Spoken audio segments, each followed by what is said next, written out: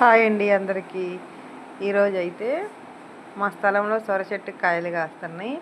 Sunday కదా తెచ్చుకుందామని వెళ్ళాము. Motor అయితే పెట్టించాము.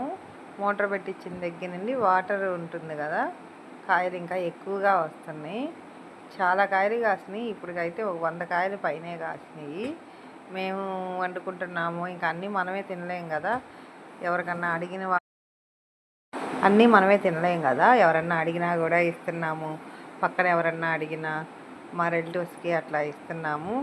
అందరు అక్కడే ఉంటారు కదా, ఒక్క కాయ కోస్తే 2-3 పంచుకోవచ్చు అనమాట. చాలా లావుగా వస్తున్నాయి కాయలు. అసలుకి 4 కేజీలు అవుతుంది ఒక్కొక్క కాయ.